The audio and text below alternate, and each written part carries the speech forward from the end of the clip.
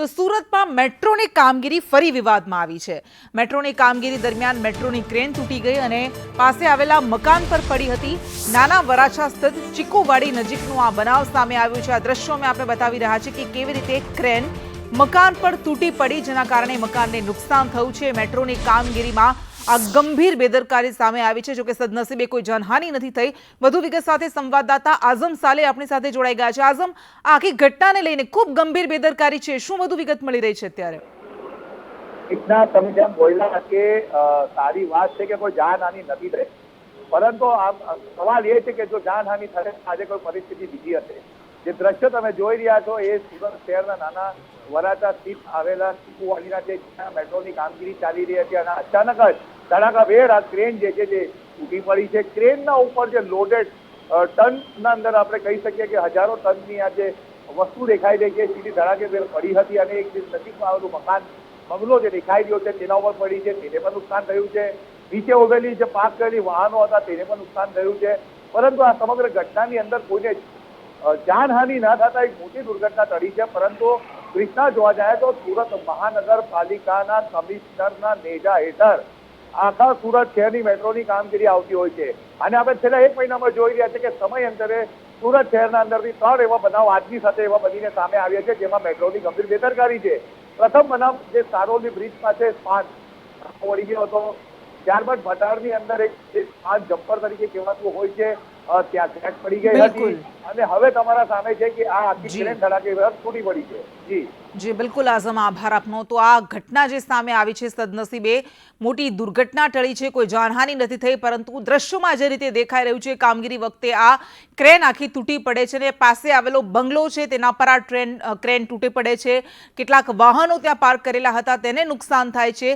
આ મહાકાય ક્રેન મકાન પર પડતા અફરાતફરી સર્જાઈ હતી। આ મોટી ત્રીજી સતત આવી કામગીરી સામે આવી છે કે જેમાં ભયંકર બેદરકારી દેખાઈ રહી છે। કલેક્ટરની જવાબદારી હોય છે આવી કોઈ પણ પ્રકારની દુર્ઘટના કે બેદરકારી ન સર્જાય તેની, પરંતુ સદનસીબે કોઈ દુર્ઘટના નથી બની, મોટી દુર્ઘટના નથી બની, કોઈ જાનહાનિ નથી થઈ, પરંતુ જો થઈ હોત તો જવાબદારી કોણ લેત એ સૌથી મોટો સવાલ થાય। આ એક્સક્લુઝિવ દ્રશ્યોમાં આપણે બતાવી રહ્યા છીએ કે કેવી રીતે કામગીરી દરમિયાન આ આખી ક્રેન તૂટી પડે છે અને પાસે આવેલા મકાન પર એ તૂટે છે, જેના કારણે મકાનને તો નુકસાન થાય છે, વાહનોને પણ નુકસાન થાય છે। આ પહેલા પણ જેવી રીતે હમણાં સંવાદદાતાએ કીધું કે આવી ઘટના 2 વખત બની ચૂકી છે, આ પ્રકારની ઘટના કે જેમાં મેટ્રોની બેદરકારી સામે આવી હતી અને આ ત્રીજી એવી ઘટના છે કે જેના કારણે સવાલો ઉઠી રહ્યા છે કે આખરે આ કામગીરી કોણ જોઈ રહ્યું છે, કેવી રીતે બેદરકારી દાખવવામાં આવી રહી છે, આ મોટા સવાલ થઈ રહ્યા છે। અને આપણી સાથે સુરતથી સાંસદ મુકેશ દલાલ જોડાઈ ગયા છે। મુકેશભાઈ, સ્વાગત છે। સતત ત્રીજી આ ઘટના છે કે જેમાં મેટ્રોની આટલી ભયંકર બેદરકારી સામે આવી રહી છે, જો કોઈ જાનહાનિ થાત તો શું? હા, હું દિલ્હી છું અને મને હમણાં જ હાલ જ માહિતી મળી છે 10-15 મિનિટ પહેલા। આવા પ્રકારની ઘટના ખૂબ ગંભીર કહી શકાય। આપણા સુરત શહેરના સદનસીબે કોઈ પણ જાનહાનિ થઈ નથી, પરંતુ રેલવે મેટ્રો બોર્ડનું જે મેનેજમેન્ટ છે તેને પોતાની કામગીરી વખતે થોડીક વધારે સતર્કતા અને સાવચેતી રાખવી જોઈએ। છેલ્લા 15-20 દિવસમાં કે મહિનામાં 2 દુર્ઘટનાઓ બની ગઈ છે અને સુરતના સદનસીબે કોઈ જાનહાનિ થઈ નથી, પરંતુ મારી રેલવે બોર્ડને પણ એક અને જરૂર પડે હું રેલવે મિનિસ્ટરનું પણ આ બાબત પર હું ધ્યાન દોરીશ। આવતીકાલે કાગળ લખીને હું દિલ્હીમાં જ છું, તો આગળ પણ રેલવે મેટ્રોએ એની પોતાની કામગીરી વધારે સતર્કતા રાખવી જોઈએ અને પ્રજાનું જાનહાનિ ન થાય તેવાનું વધારે સાવચેતી રાખવી જોઈએ, મારું સ્પષ્ટ માનવું છે। હા મુકેશભાઈ, જાનહાનિ ન થાય, જોડાયેલા રહેશો અમારી સાથે। દક્ષેશ માવાણી સુરતના મેયર છે, તે પણ આપણી સાથે જોડાઈ ગયા છે। દક્ષેશભાઈ, આ આટલી મોટી ઘટના બને છે, સદનસીબે જાનહાનિ નથી થઈ એવું કહીને આપણે ક્યાં સુધી બચાવતા રહીશું, ક્યાં સુધી છટકબારી શોધતા રહીશું? નુકસાન થયું છે, પાર્ક કરેલા વાહનોને નુકસાન થયું છે, બંગલોને નુકસાન થયું છે, આવી બેદરકારી થઈ કેમ રહી છે?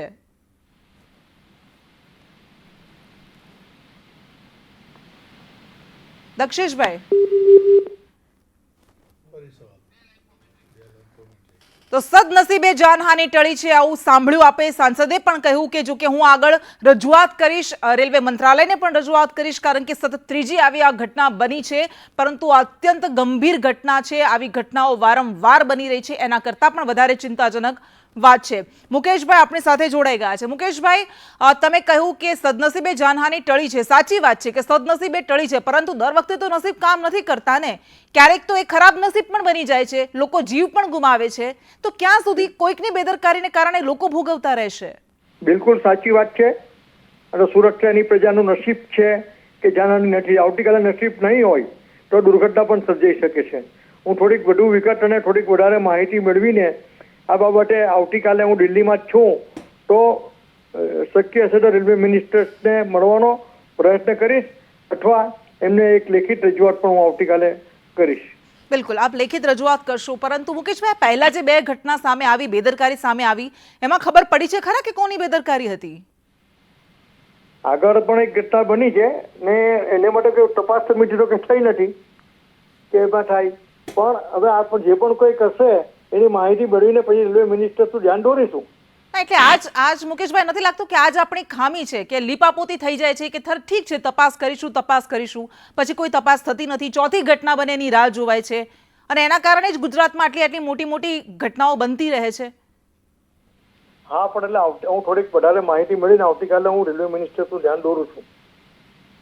ઠીક છે, એટલે આના કરતા વિશેષ માહિતી આપણી પાસે કોઈ નથી? હા, હું દિલ્હી બેઠો છું. અચ્છા, ઠીક છે મુકેશભાઈ. દુર્ઘટના બની સુરતમાં, હા, એની વિશે હમણાં મને 15-20 મિનિટ પહેલા જ માહિતી મળી છે, અને હું કલાક પહેલા જ રેલવે મિનિસ્ટ્રીમાં જઈને જ આવ્યો છું જસ્ટ એક કામ માટે. અચ્છા, સીધી જવાબદારી કોની બનતી હોય છે? આ મેટ્રોની કામગીરી ચાલી રહી છે ત્યારે સ્થાનિક સ્તરે જોવાની જવાબદારી કોની બનતી હોય છે? જવાબદારી બને સ્વાભાવિક છે. કોની? જે કન્સર્ન ઓથોરિટી હોય એની, એને કોન્ટ્રાક્ટર જે હોય એની જવાબદારી બનતી હોય છે. અચ્છા, કોન્ટ્રાક્ટરની, કલેક્ટરની પણ બનતી હશે ને? કન્સર્ન ઓથોરિટી જે રેલવે બોર્ડ હોય, જે મેનેજમેન્ટ છે, જે આખું જે બોર્ડ બનેલું છે, એની જે મેટ્રોનું જે કામગીરી માટે જે એક વ્યવસ્થા થયેલી છે એની જવાબદારી આવે ને, એ કોન્ટ્રાક્ટરની આવે. અચ્છા, અને ચૂંટાયેલા પ્રતિનિધિની કોઈ જવાબદારી આવે છે? ચૂંટાયેલા પ્રતિનિધિ એમાં શું કરી શકે ભાઈ, મને કહેજો, થોડીક માહિતી આપજો, એટલે આપણે પણ કરીશું. અચ્છા, તો ચૂંટાયેલા પ્રતિનિધિ કઈ ન કરી શકે તો પછી ચૂંટાયેલા પ્રતિનિધિ જે પણ કોઈ ઘટના બની હોય એના માટે એના પડઘા પાડી શકે. અચ્છા, એટલે ઘટના બની જાય પછી એ ન બને એના માટે તમે રજૂઆત કરી શકો. ચૂંટાયેલા પ્રતિનિધિ આ ઘટના સ્થળ પર હાજર હોય છે, ઘટના બનવાની છે ત્યારે. અચ્છા, પણ એ ન બને એ જવાની જવાબદારી જ આપની હોય છે ને. બની જાય પછી તો તપાસ થવાની, પછી તો શું થવાનું મુકેશભાઈ? તમને પણ ઘટના બની પછી જ ખબર પડી ને ભાઈ. ના, પણ ન બને એ જવાબદારી તો તમારી છે ને, એ અમારી નથી જવાબદારી. આવું ન બને એ જવાબદારી જોવાની કોની હોય? એ મારી એ કઈ જવાબદારી. ઠીક છે, ઓકે, ઠીક છે મુકેશભાઈ, આભાર આપનો સંદેશની સાથે વાત કરવા માટે. તો સાંસદને આપણે સાંભળ્યા, કહી રહ્યા છે ખૂબ જ ગંભીર વાત કહેવાય. મને ખબર નથી, હું વધારે વિગત મેળવીને આ મામલે આગળ રજૂઆત કરીશ અને આ મામલે વધારે ફોડ પાડીશ. પરંતુ આ વધુ એક બેદરકારી મેટ્રોની કામગીરીમાં સામે આવી રહી છે. આવી ઘટનાઓ ન બને એ અટકવાનું કામ, એ જોવાનું કામ દરેક સ્તરે રહેલું છે. પરંતુ આજ અફસોસ છે કે દરેક વ્યક્તિ પોતાની જવાબદારીમાંથી છટકતો રહે છે અને પરિણામે છેલ્લે એકબીજા પર દોષારોપણ થતું રહે છે. આ ક્રેન પડી છે, મકાનને નુકસાન થયું છે, વાહનોને નુકસાન થયું છે. જો કોઈ વાહનમાં વ્યક્તિ બેઠો હોત, કદાચ તમને દિલ્હી એરપોર્ટની ઘટના યાદ હશે કે જેમાં પણ આવી જ રીતે મસમોટું બોર્ડ ધરાશાયી થયું હતું અને એમાં કારમાં બેઠેલો એ ડ્રાઈવર મૃત્યુ પામ્યો હતો. જોકે ત્યારબાદ શું કાર્યવાહી થાય છે એમાં જોવામાં કોઈને રસ નથી હોતો, પરંતુ એ નિર્દોષ વ્યક્તિ મોતને ન ભેટે એ જોવાની જવાબદારી દરેક વ્યક્તિની હોય છે. જોકે એ દેખાતી નથી ગંભીરતા, અને એના પરિણામે આવી ઘટનાઓ બનતી રહે છે. તો એક્સક્લુઝિવ દ્રશ્યો જ અમે આપને બતાવી રહ્યા છીએ અને સુરતની કામગીરીમાં, મેટ્રોની કામગીરી પર ફરી એક વખત સવાલ ઊભા થયા છે. આ ક્રેન મકાન પર તૂટી છે અને તેના કારણે આપણે સાંસદ સાથે વાત કરી. તેઓ કહી રહ્યા છે કે હું દિલ્હીમાં છું. દક્ષેશભાઈ આપણી સાથે જોડાઈ ગયા છે. દક્ષેશભાઈ, સાંસદ સાથે અમે વાત કરી, તેઓ કહી રહ્યા છે કે અમને તો ક્યાંથી ખબર હોય, આ ઘટના બને પછી અમને ખબર પડે ને, તો આ જવાબદારી જોવાની કોઈકની તો હશે ને કે આવી ઘટના ન બને. બેન, આપની વાત સાચી છે. હું ઘટનાસ્થળમાં 10 મિનિટમાં પહોંચું છું. અગાઉ જ હમણાં થોડા દિવસ પૂર્વ જ સ્પાન તૂટી ગયો ત્યારે સુરત મહાનગરપાલિકા દ્વારા ગુજરાત મેટ્રો રેલને તાકીદ કરી હતી અવારનવાર આવી ઘટના નહીં બને તે માટે. કઈ ઘટનામાં પણ અમે એ લોકોને તાકીદ કરી હતી અને આજે બી જે ઘટના બની છે જી, તેની સામે ગંભીર નોંધ લઈએ છીએ ને આવનાર સમયે ગુજરાત મેટ્રો રેલને પાછું સુરત મહાનગરપાલિકા દ્વારા આવી ઘટના નહીં બને એની માટે તકેદારી રાખવા માટે હમણાં જ અધિકારી સાથે પણ વાત થઈ છે. કોઈ જાનહાનિ નથી થઈ, હું ઘટના સ્થળમાં પહોંચું છું 10 મિનિટમાં. હલો, હા હા હા બોલો. હા આવે છે બેન અવાજ? હા હા બિલકુલ.